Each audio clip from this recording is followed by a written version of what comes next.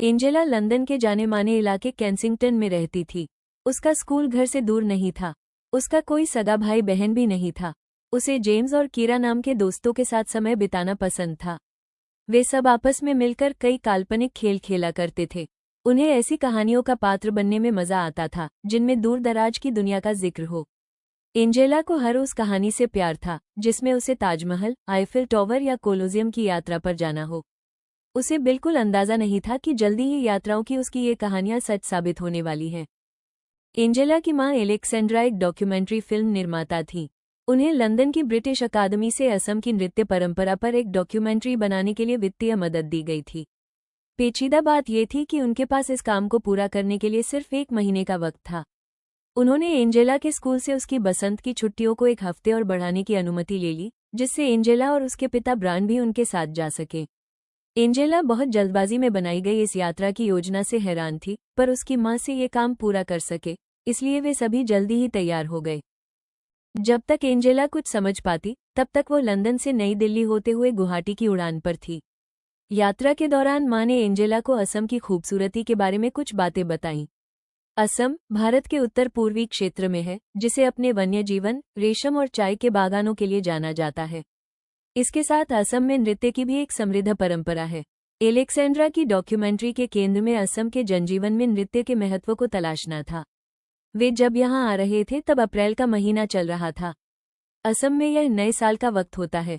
बसंत के आने की खुशी में वे सभी एक त्योहार मनाते हैं, जिसे बिहू कहा जाता है।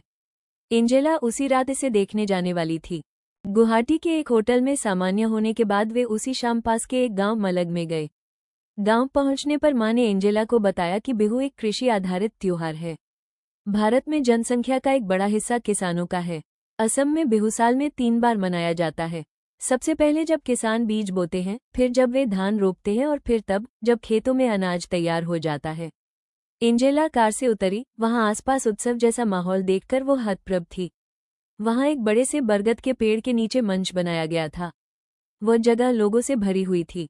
एंजेला ने एक पेड़ के नीचे एक साथ इतने लोगों को पहले कभी नहीं देखा था। वहां खुले आसमान के नीचे लोगों के बीच बैठकर उसे ऐसा लग रहा था जैसे वो आश्चर्यजनक रूप से किसी टाइम मशीन में आकर बैठ गई हो। या क्या वो उस वक्त सपनों की दुनिया में थी? वो मंत्रमुग्ध होकर वहां लड़के लड़कियों को बसंत ऋतु के आगमन पर नृत्य करते देख रही थी। एंजेला ने इस बात पर ध्यान दिया कि लड़कों ने वाद्ययंत्र ले रखे हैं और लड़कियों ने लाल और बादामी रंग की गहरी डिजाइन वाली खूबसूरत पोशाक पहन रखी है। वे सभी काफी रंगीन और मस्त लग रहे थे। उनका हिलता डुलता शरीर हाथ पैर की हलचल से समझा रहा था कि वे मौज मस्ती के नृत्य में खोए हुए हैं। उसकी इच्छा हुई कि वो भी अपने घर पर बसंत के आगमन पर ऐसे ही नृत्य करेगी। बिहू नृत्य और इसके उत्सव से अचंभित एंजेला और उसके परिवार ने इसके साथ साथ लजीज पकवानों का पूरा आनंद लिया। जब वे वापस लौटे तब मां ने एंजेला से पूछा कि उसे बिहू कैसा लगा। एंजेला के मन में कई तरह के विचार चल रहे थे। उसे अच्छा लगा कि इस उत्सव और नृत्य दोनों को बिहू कहा जाता है। उसने मां से पूछा कि क्या संगीत और नृत्य सिर्फ त्योहारों पर ही होते हैं। मां ने बताया, पूरी दुनिया की संस्कृतियों में लोग नृत्य और संगीत से अपनी भावनाओं को व्यक्त करते हैं। खासतौर से भारत में बहुतायत ऐसा होता है। असम का बिहू नृत्य ग्रामीण जनजीवन के साथ साथ फसल लगाने से लेकर बसंत के आगमन तक से जुड़ा हुआ है। एंजेला की मां अगले कुछ दिन डॉक्यूमेंट्री के तथ्य जुटाने और साक्षात्कार लेने में व्यस्त रहीं। एंजेला ने सारी बातों पर दूर से ही गौर किया और उसे महसूस हुआ कि लंदन के जीवन से यहाँ सब कुछ कितना अलग था। उसे अपनी मां पर गर्व हुआ। वे एक वैज्ञानिक कहानीकार की तरह हैं जो अपनी फिल्मों के द्वारा बहुत सी चीजें एक साथ दिखाती हैं।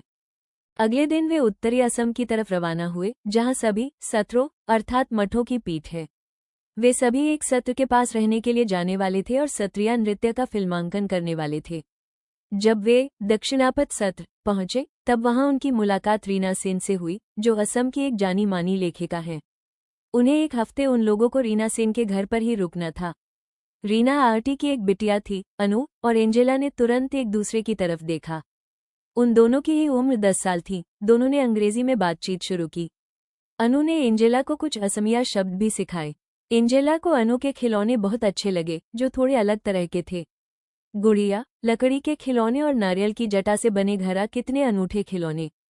उसने लंदन में ऐसे खिलौने कभी नहीं देखे थे। अनु का पसंदीदा खिलौना लकड़ी का बना तीर कमान था, जिसे लेकर उसे राम बनना बहुत अच्छा लग रहा था। एंजेला उसकी विरोधी बनी थी। शक्तिशाली रावण। वे एक साथ खेल रहे थे, उस कूदफांद और लड़ाई का कोई अंत नहीं था। एंजेला और अनु ने देखा कि एलेक्सेंड्रा ने वैष्णव मठ के सभागार में नृत्य कर रहे युवा साधुओं का फिल्मांकन किया। एंजेला आश्चर्य से सोच रही थी कि क्या क्षत्रिय नृत्य सिर्फ लड़कों और पुरुषों के लिए है। एंजेला और अनु सोच रहे थे कि काश वे भी इन युवा साधुओं की तरह गा सकते, नृत्य कर सकते और छद्म युद्ध लड़ सकते। माँ ने एंजेला को बताया कि 20वीं शताब्दी के मध्य में कुछ साधुओं ने मठों से बाहर आकर पुरुषों और महिलाओं को क्षत्रिय नृत्य सिखाने लगे। शुरू में ऐसे साधुओं को मठों से निकाल दिया गया, लेकिन आधुनिक दौर में महिला क्षत्रिय कलाकारों के लिए मंच पर नृत्य करना आम बात हो गई है। उस रात माँ महिला क्षत्रिय नृत्यांगनाओं का फिल्मांकन करने वाली थी। एंजेला बहुत उत्साहित थी। उसने रीना आर्टी से आग्रह किया कि वे अनु को भी क्षत्रिय नृत्य में महिला नृत्य को देखने के लिए साथ आने दें। आर्टी ने स्वीकृति दे दी। उस रात अनु और एंजेला क्षत्रिय नृत्य देखने गए, जिसमें भगवान विष्णु के 2 द्वारपालों जय विजय की कहानी थी। पर्दा उठा और एंजेला ने देखा कि सफेद पगड़ीनुमा टोपी में 2 महिलाएं नृत्य और नाटक की शैली में कमाल का अभिनय कर रही हैं। जैसे जैसे कहानी आगे बढ़ी, उन दोनों ने देखा कि किस तरह जय और विजय ने कई बड़े ऋषियों को भगवान विष्णु से मिलने नहीं दिया, क्योंकि उस वक्त भगवान विष्णु सो रहे थे। वे ऋषि नाराज हो गए। उन्होंने जय विजय को असुर बनने का शाप दे दिया। भगवान विष्णु की नींद जब टूटी, तब उन्हें अपने द्वारपालों को बचाने के लिए आना पड़ा। उन्होंने वचन दिया कि वे जय और विजय को मारकर उन्हें शाप से बचा लेंगे। बाद में जय और विजय दोबारा भगवान विष्णु के द्वारपाल बने। एंजेला को ये कहानी नाटकीय और दिलचस्प लगी। क्षत्रिय महिला नृत्यांगनाओं ने जिस प्रकार की शक्ति, बल और आकर्षण प्रदर्शित किया, वो अद्भुत था। एंजेला को लगा कि उनकी प्रस्तुति क्षत्रिय नृत्य करने वाले पुरुष कलाकारों की प्रस्तुति से भी बेहतर थी। इसके बाद के दिनों में अनु और एंजेला के ख्यालों में बस क्षत्रिय नृत्य ही घूम रहा था। उन दोनों ने स्वर्ग के द्वारपाल जय विजय की तरह हथियार और तलवार चलाते हुए नृत्य किया। एलेक्सेंड्रा बच्चों की इस उत्सुकता को समझ गई और वे उन्हें क्षत्रिय कलाकारों के होने वाले साक्षात्कार में साथ लेकर गईं। एंजेला और अनु बहुत खुश थीं। उन नृत्यांगनाओं के नाम प्रिया और रीता थे। वे लड़कियां को क्षत्रिय और बिहू की कुछ खूबसूरत मुद्राएं और बारीकियां सिखा रही थीं। एंजेला अत्यधिक प्रसन्न थी। वापस लौटने के बाद भी वो चलने, खाना खाने और यहाँ तक कि खेलने के दौरान भी नृत्य करती रही। वापस लंदन जाने के बाद वो उन सभी रिकॉर्डिंग्स को देखती रही जो उसकी माँ ने रिकॉर्ड की थी। पूरे उत्साह के साथ वो असम की समृद्ध नृत्य परंपरा को याद करती रही। रंग बिरंगा, क्षत्रिय और आनंदित करने वाला बिहू। माँ उसकी गहरी रुचि को समझ गई और उन्होंने पापा के साथ मिलकर एंजेला के लिए असमिया नृत्य पर एक शानदार योजना तैयार की। एंजेला ने लंदन में अपनी कक्षा में स्वयं किए गए नृत्य की वीडियो रिकॉर्डिंग के साथ उसका प्रदर्शन किया। उसके सहपाठियों और शिक्षकों को ये बहुत पसंद आया। एंजेला इस बात से बहुत रोमांचित थी कि वो असम के खूबसूरत नृत्यों की झलक उन सभी को दिखा पाई। उसे बहुत अच्छा लग रहा था। माँ को भी हर बार ऐसे ही अच्छा लगता होगा जब वे कोई फिल्म बनाती होंगी। अब एंजेला के पास अपने लिए असम के नृत्यों, बिहू और क्षत्रिय के साथ अपना खुद का मनोरंजन था।